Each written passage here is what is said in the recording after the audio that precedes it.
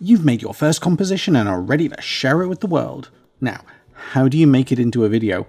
Once you know how, it's simple but strangely complicated. This time on Solving.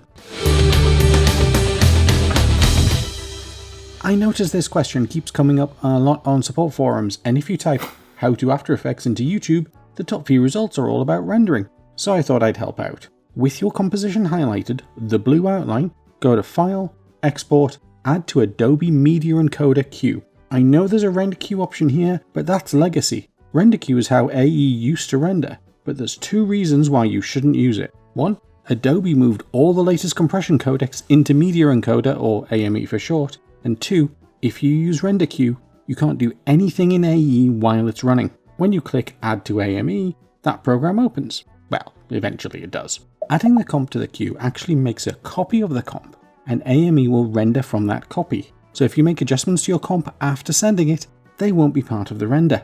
But it does mean that you can continue to work in AE, if your computer is powerful enough. I tend to have issues if I render and keep working unless the projects are short. Once AME is open, you've got lots of compression format choices. The professionals out there will tell you to use one of the Apple ProRes options. They are really high quality, and unlike MP4, once they render footage, AME then doesn't compress it.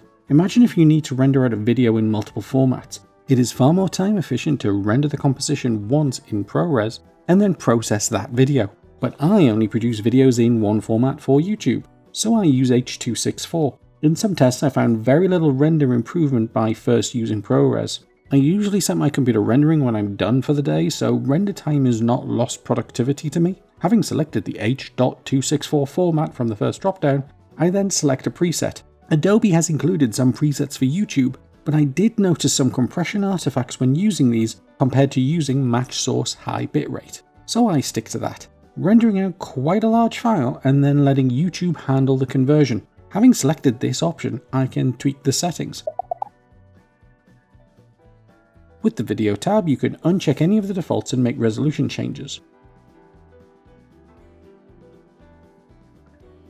Within the bitrate settings, you can alter the target and max bit rates. AME will aim for the target. In some cases, altering these will not see a file size change, because the video will not need the bit rate allocated. Finally, you've got the Video is VR checkbox, which adds metadata to the video, which tells YouTube that it's a 360 video. Audio has similar settings for its compression options.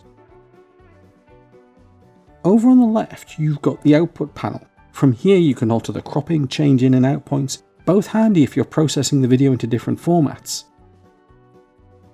When you're done, click OK, and then set your destination address and click the play button. You can queue up multiple projects, and you can either drag in videos or use the plus button to add them in. Using the icon next to it, you can add a second output option, so you could be rendering for YouTube and Instagram. Remember though, it's better to use this with a ProRes video than an AE comp. And remember to keep an eye on your cache. If it fills up, AME could fail to render.